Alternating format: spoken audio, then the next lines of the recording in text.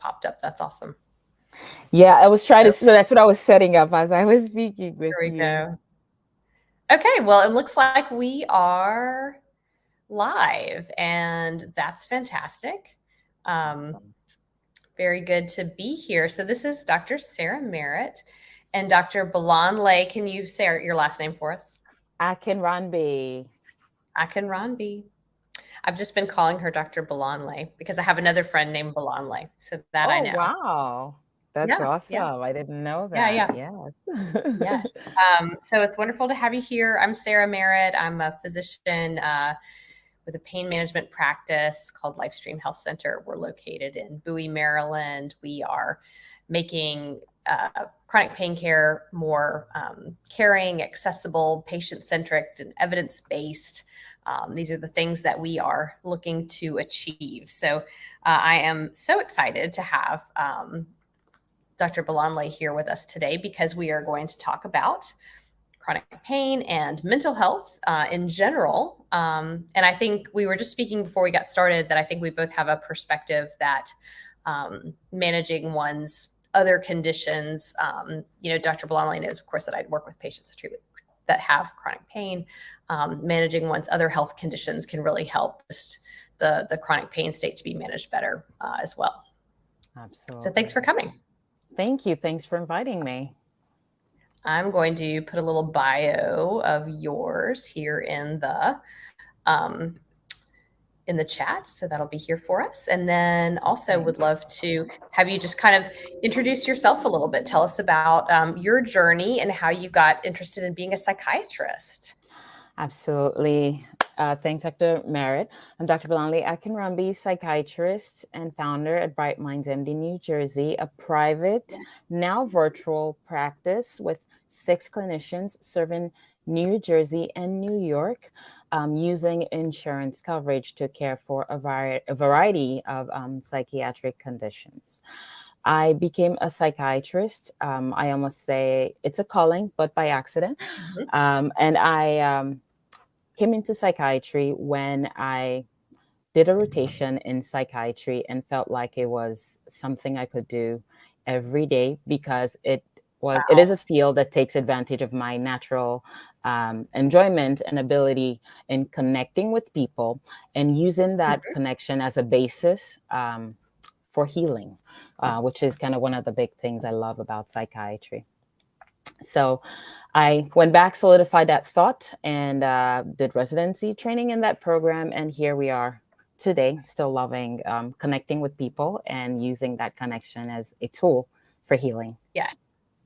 When I would share, I had a little bit of a similar experience in my medical training. Initially, I was interested in anesthesia, and I started an anesthesia residency program that I had a great experience in, really, actually. But when I really thought about my day-to-day of doing only work in the OR and having those short-term relationships with patients, it really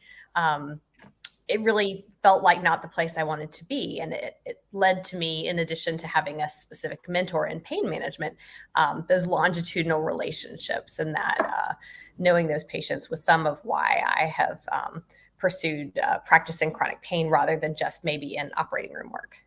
Interesting. And oftentimes when we think of anesthesiologists, we don't think of them as in the outpatient world also doing pain work, but you're right. Anesthesia is not just the OR, there's a longitudinal care like what you do with patients out in public, everyday outpatient.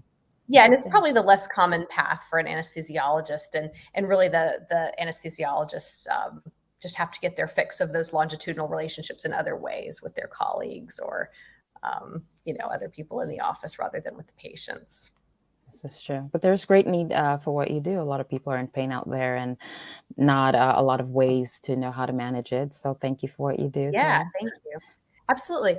Well, and so there's such an intersection, right? Because all pain is experienced in the brain, right? Like, so you can have an injury to your body and it will feel like the injury is there, and that might be true. But in addition, that pain is experienced in the brain. So for me, what I see and what I experience with working with patients is it can be a road to help people understand that, just how tied in your mental state may be with managing pain. Absolutely. And something I tell patients a lot is it's still one body. It's not fragmented. And so if you're feeling pain anywhere in any part of your body, oftentimes there's referred pain, which is even a physical pain, but there's also the mental pain, and there's the anguish sometimes that comes with how that pain limits you in other ways. It's still one body, one system. Yes. Yes. I mean, the brain is a body part as well. I agree. Experience of it is very different maybe than other body parts, but yeah, absolutely, it's part of that one body, one entire unit. Yes.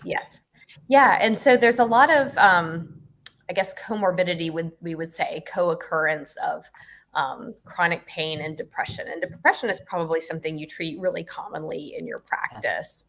Yes. Sometimes I talk to patients and they might not even know if they're having depression or not. How would a person, I'd be interested in your perspective as a psychiatrist, how would a person start to have an inkling that they might be having depression if they weren't sure? Okay. So pain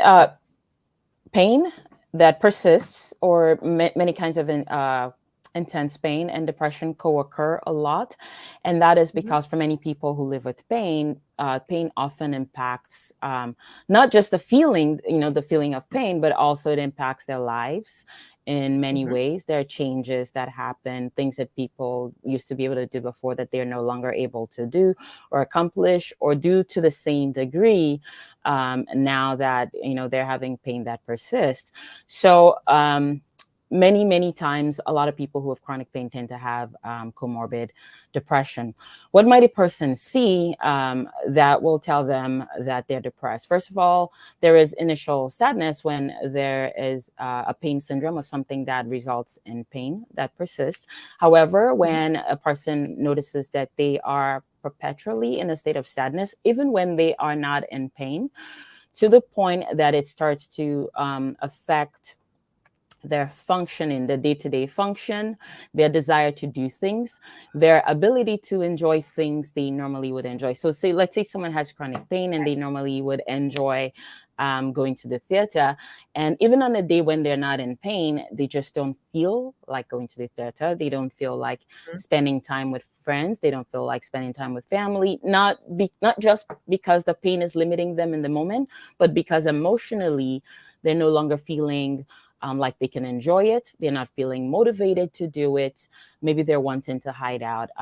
Those would be some things that would point us to the fact that there is a depression that's co-occurring with this pain condition.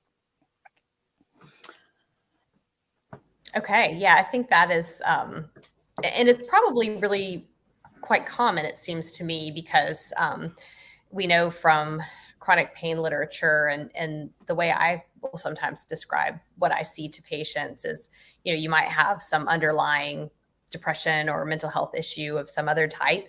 And that's negative toward pain. And then pain often limits patients' ability to do the things they want to do, or it impacts mood because it, is a negative experience so often. And so then these things are like, antagonistic, really. They're kind of going against each other. Absolutely. And I call them the evil twins because pain makes depression worse. Pain makes depression worse, and depression makes pain worse. So typically when they both co-occur, the two negative experiences are constantly potentially making each other worse without treatment. Yeah. And I think that's why I'm so glad to have you here to talk about, I'd love to hear about, what are treatments for depression and how do you advise your patients to get improvement if they're having problems with depression? Sure. So there are two classically thought of ways of treating depression. Medications are one big class, right? The Prozacs and the Zolofts, the SSRIs, SNRIs. Those are, the more obvious medication pathways. But oftentimes also when a person is depressed, especially if there's chronic pain, we cannot ignore the elephant in the room. If a person is, at least if part of the etiology for depression is the pain and what is causing it, adequate pain treatment is always a part of treating that depression, because once a person can gain control of their pain or have improvement, even if not complete resolution, it certainly helps depression get better. Talk Mhm. therapy is another form of treatment that is very helpful for people in pain. And there are different kinds of therapies, but the more useful or applicable ones to people who have pain would be the cognitive therapy is one major one, and mindfulness-based therapies. And the reason why those are important is because how we think about something impacts how we feel about it, and it then impacts how we act.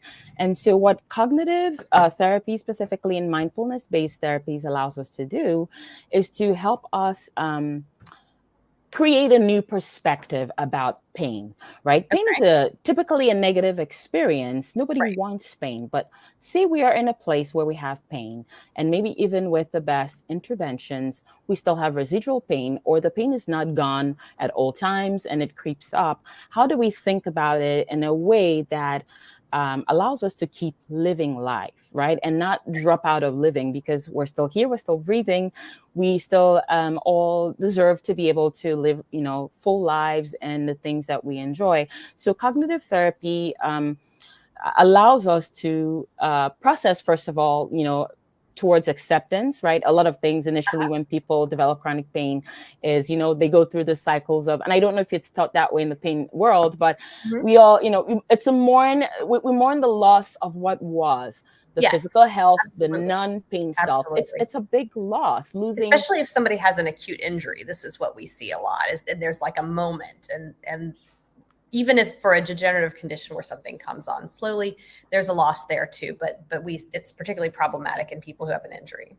Exactly. And so it's a loss of what was. And, you go through the same, the popularized 5 cycles of stage, the anger, the denial, negotiation, the depression, which is a part of it, and working, and those are not linear, right? They all cycle and fluctuate, come and go. That person processes that. But if it's something that's acute and reversible, sure, at least people can have a timeline to look forward to. In 6 months, I'll be back on my foot. I'll be playing, my favorite game again in the way I used to. However, if it's something that's chronic, that's unpredictable, doesn't have a end point, accepting it as the new normal becomes part of the work that is done. And also, there's the mourning part, there's the grieving, which is allowed, but then there's also the creation of a thought about, accepting what the new normal is. And to complicate matters, the new normal is not even constantly stable for people in pain. The new normal today, in terms of not just the pain experience, but also function, right? Functionality is a big part of pain, can change from week to week, can change from month to month. So how like a cognitive approach can help is to help a person get more flexible in terms of what their new normal is at any point in time. And the reason that becomes important is if a person is able to come to a place where they say this is, it's not a bad thing, it's not a good thing, it just is, this is my normal, then one is able to allow oneself to say, what can I do with this normal? Versus in a thought place where it is, this is awful, why me? Why has this happened to me? What did I do to deserve this? The thought then stops, right? We feel bad, right? Such a thought process leads to feeling bad. And when we feel bad, we hide, we stay back, we don't do anything. We ignore invitations to social events that we may otherwise enjoy. And then by doing that, we get more depressed and our pain feels more intense. And then the evil cycle continues that way. So it becomes, it's important to have support to be able to come to a place of acceptance and a perspective where pain can be seen as not a punishment, not bad, not good. It just is. And then to allow ourselves to say, this is my normal today or this week. How can I live fully with it? What can I do? Can I still do laundry? I used to dance. I cannot stand up to dance anymore, but maybe I can sit down to dance. I used to be able to do XYZ for 10 hours, but maybe when I have my pain maybe I typically have pain under control in the mornings. Can I do the things I enjoy in the morning, still knowing that I live with some sort of pain at, different times of the day? How can I still continue to do what I enjoy and live life? But the first step to that is allowing ourselves to shift the perspective to a place of acceptance of what is. Well, and what's the difference between acceptance and maybe giving up? Because I do think, if I think about conversations that I have with patients, if there's a lack of acceptance from any type of positive place, it's like, no, I don't want it to be like this, right? And this is a patient who's just wanting better for themselves, which I can't really say anything negative about that. Where's the line, or how do we differentiate in that area of, okay, there's some acceptance that might be productive and helpful, but how do we color it for the patient that they're not giving up on getting improvements, or they're not resigning themselves to something that they don't want? So I will say giving up looks at the future. Giving up says you're not, a person who's given up is not trying to get better. They're not looking for additional solutions. They're not pushing forward. Acceptance is really about today. Acceptance is giving yourself permission to be where you are right now. Today, I can only, my pain, with the level of pain I have, I can only do one cycle of laundry as opposed to the 20 I would do when I was at full capacity, and giving myself permission to be okay doing just one today. That is acceptance. It's about the now, the present, the moment. Giving up speaks to then, so that's all I would ever be able to do tomorrow. I don't want to look at other things. I'm not chasing improvement. I'm not there. Giving up gives up for the future. Giving up predicts negatively for the future. This is good. Yeah, I couldn't have articulated this until you said this. So this is so good. So acceptance is about now. It's about this moment. What is right now? Assessment of now, and giving yourself permission to be okay living what you have right now. It doesn't mean you don't have to aspire to getting better tomorrow, finding newer treatments, aspiring to take more steps. If you're a runner and now you want to get back to running, you can still aspire to be able to run, some more tomorrow and do things. But being realistic about where you are now and giving yourself permission to be okay with it today and still be joyful in it today is the acceptance piece. That's awesome. Yeah, I think the moment is a powerful thing when you can clue into it, key into it. Into the now. This is where we are, yeah. And do you have any thoughts, like why is that so powerful? I would say it's powerful because it takes the burden of the future off. Okay. And it allows us to be human, because I would say a lot of our suffering as human beings come from trying to predict and control the future. And literally nobody has that power. We can plan, we can aspire, we can want. But the bulk of our pain comes from, I want to predict, I want to control how things will be tomorrow. And nobody does. Yes. Even the healthiest person today, right, who's making big plans for tomorrow, may not be in that position. So when we're able to look at all of us just in the now, it equalizes everybody in our capacity to say, I'm human. This is what I have in my hand in this moment, in this time, and what can I do with it? And that's it. It takes away the burden of all the other control that we try to have that is not in our power anyway, and allows us to focus on a small bit that we have control over, which is the now. Yes, that is really powerful stuff. I have worked with patients at times to try to develop a meditation type of practice, because for me, what I've experienced is that has been a way to key into the now. Are there ways that you work with patients, or is that something you might do with cognitive therapies to help them key into the now? What are the strategies we can use to try to get there? As a practice, so in general, in practice, what I do is I typically lay the foundation for the education of these ideas with people, and then tend to encourage them to connect with practitioners who focus on those techniques specifically, so that people can practice, right? I think a lot of the failures with these practices is we think of them as a pill that I take now, but rather it's a practice that requires practice every day. I would say, like a lot of the mindfulness based practices, you get better if you do it better. I'm more of a breather. I like breathing techniques and things like that. I practice that, and they also require getting accustomed to, so that you get better at calling upon it daily. Meditation techniques that people do that are effective need daily use, because if you do not do them daily, when you're in distress, it's hard to call upon that skill, that muscle. So I would say that, and I don't know if I've answered your question well. I might ask you to ask me it again if I'm off track. No, I think that's so.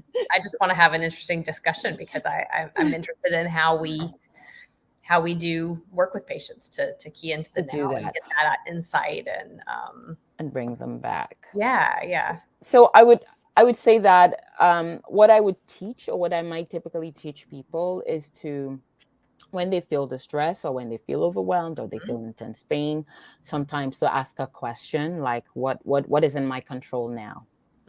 What can I do now? One thing. Yes. Not 10 things. Not, what is in my control now, or what can I do now?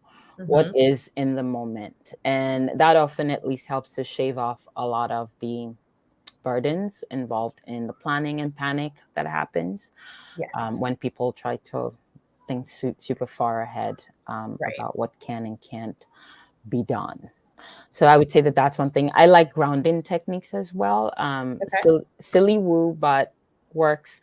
Might sometimes be to take off your shoes and socks and connect your feet to the ground. And sometimes that's a cold sensation. It's a warm sensation, depending on what is where you are. But touching yourself to earth in the moment can feel good and bring a person back, out of panic, out of overwhelm, into the moment. If you're in a place where you can do that, of course, that's not amenable and everywhere. Breathing is one. I'm a breather. I think I said that earlier. I love breathing, focusing on breath in the moment to again center ourselves from overwhelm, panic, anxiety, and all of those feelings that happen when we're in distress or having a negative experience. So using breathing techniques can be a way to center oneself in the moment. Those are some that come to mind right now. I'll talk about others as they come up. That's awesome. Thank you. I think it can be challenging to help patients, reframe that negative experience of pain, and how else can you look at it? How else can you control it at some level without controlling the entire future? And that keying into the now is really interesting to me. It is. And I'd say it's a practice. It's something that a person has to get in the habit of asking themselves the question every day. Yes. Or in the moment. What can I do now? What can I do now? Yeah. Very good. So we talked a little bit about medications can be part of therapy for depression or other mental health challenges. Therapy, cognitive type therapies, talk therapies can be part of it. Are there other emerging treatments in your field that we should talk about? Let's see. Not specifically in psychiatry, but I know that other modalities, so that are not specifically, I guess they're part of the mental health world. Other modalities that people talk about a lot or find helpful, things like bio, like neurofeedback. Yeah. Acupuncture is another one. Yes. That people find helpful in the treatment of pain. Nerve blocks, that's not really us, that's you. Yeah, we do that for sure. And I don't know a lot about neurofeedback, but I have had patients ask me about it. Have you worked with it before? Have you worked with patients who have used it with some effect? I know it's kind of an emerging area. It is. It's not something that I have training in or have participated in. I've just had feedback from patients who've said they found it helpful, valuable in some ways. valuable in some ways. So it's kind of That's complementary great. typically to whatever they're Yeah. doing with the pain management, or as part of their pain management team sometimes. The other emerging therapy, and we've done this in our practice as well, is ketamine infusions for depression. I don't know if TMS. I forgot to mention TMS. that. TMS. Yes.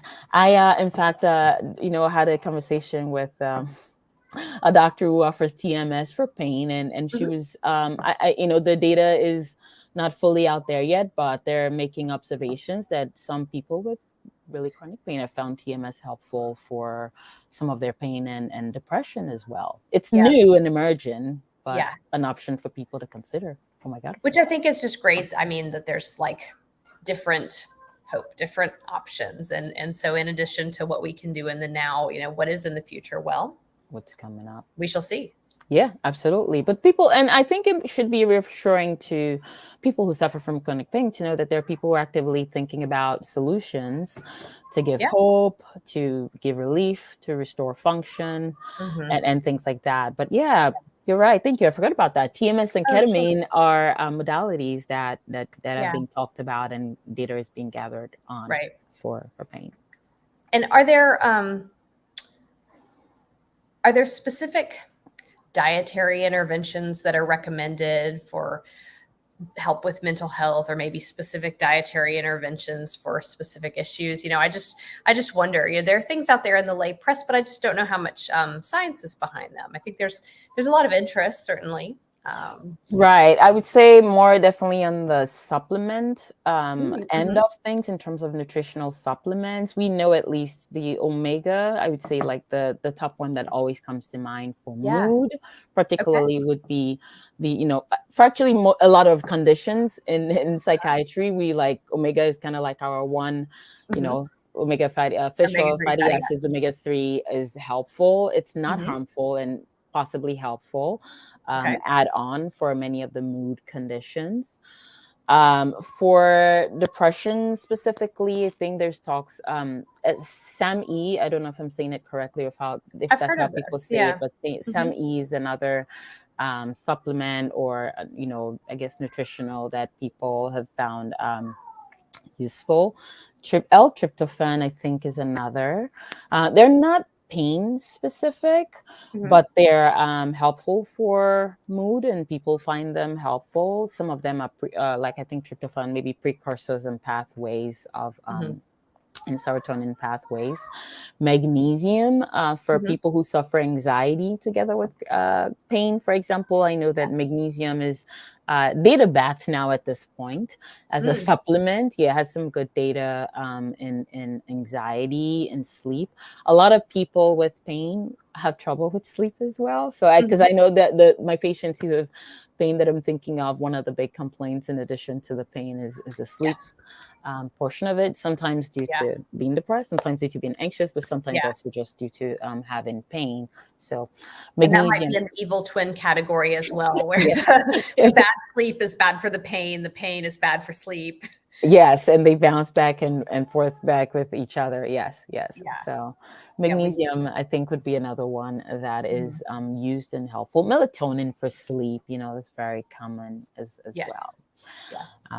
Staying active, I would say, is talked about a lot, both for depression and anxiety. Yes. Of course, people who have pain may not be able to be as active as they used to be or would like to be, but again, focusing on the moment and what can you do now? Can you do a chair exercise? Okay, maybe the legs are in pain. Can you do an arm exercise? But finding movement and accepting what you're capable of in the moment is better than doing nothing and hiding away.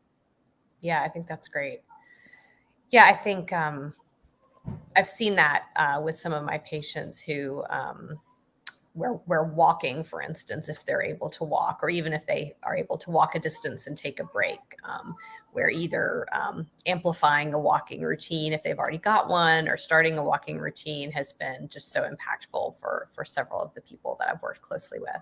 Absolutely. I'm thinking of one of my patients who has multiple sclerosis, and they're now like in a wheelchair, Yes. but they find that they can do water exercise. And so like Mm. they switched over and they can do more movement, because I guess in water than they can do on land. And that's Yeah. an adaptation. And they love it, not just because they are able to exercise, but they meet friends there. So it's become Yeah. like a social avenue. And so Yes. by allowing themselves to shift a little bit, they're able to do this thing and still able to socialize, as opposed to Hmm. kind of hiding out at home, which is Yeah. helpful. And I think there's such a reframe that maybe goes with that water therapy piece also, because, for instance, most of us don't look like bikini models, right? But then we're going to go to the aquatic place and put on our bathing suit and be in front of other people. And how do we feel about that? Because sometimes I've had patients give me that feedback that they're concerned about how they look in a bathing suit. And there's just a whole like series of reframes we might need to do to talk about getting Going to in an the aquatic water. therapy treatment. But most people at the pool are not like, models. That's what I'm saying. I think that once a person allows himself to step there, they might see that there's different types of bodies Yeah. out there, and it could be reassuring to Yeah. see that not all bodies are model. In fact, the vast majority of people at the pool are No, not model that's not bodies. what it is. Yeah. And exercising can allow our bodies to head towards where we like it to be. So Yeah. that could be a motivation to take the risk. It's a risk. Yeah. To take the risk. That's right. That's right. And I like the idea that, yes, that's very often in a gym environment or in a, aquatic pool environment, there's opportunity for friendships because you've already got some common ground with the people who are there, right? They're Right. probably there for similar reasons to why you're there, which is maybe to build your health and build your wellness. And Yeah, absolutely. it's a right place, it seems to me, for friendship or just meaningful social interaction, just that connection. It can be brief, but it can still really add to like our quality of life, in my view. Absolutely, absolutely. People definitely do make friends at the gym and at aquatic things. And like my local gym has, for example, like the senior citizen hour. So a lot of Oh, people, that's like two like areas of intersection: senior citizen, someone who yes. comes to do water aerobics. People eventually will find that they have some other areas of overlap. Maybe they also go to the same like religious center in Sure. the community, and Hmm. people make friendships, and it's something to look forward to, right? It's not a one-time interaction. If you're Right. doing class twice a week, that's more than a lot of friends see each other. So That's right. deeper Yeah. friendships do develop that way too. Yeah. Yeah. And just even that socially being known in a place, knowing the people, being known, I think there's got to be a value to that also. Absolutely, absolutely. And even if we think forward, like, as pain changes or functionality changes, having a community like that then can become supportive. Hmm. Because like part of what we talk Yes. about for pain, depression, is having a supportive group, which is Hmm. really a group of other people walking a similar path, sharing experiences, tips, but also holding each other's hands through the process. Yes. And so those teams, if a person has been at a certain level of function, and you show up at the pool for a class and maybe you're not able to do what you used to do, you have a waiting group of friends, right, who can Hmm. support you through that and help you feel okay at the level you are now. Because some of the resistance I would hear when we talked about doing group Yes. classes is, oh, I'm the worst person out there, I can't keep up. Oh. And it's like, there are lots of people who can't keep up. You're there to then be able to keep up eventually. So Hmm. if Hmm. a person is already engaging in that way in a group class exercise setting, even if if things change, for example, we hope that functionality improves, but say it doesn't improve or it's slightly worse, you already don't have to worry about being in a new place, having people look at you. This is already a supportive group of people that know you and Yes. are you're comfortable with. So I think that that's an added advantage as well. Yeah.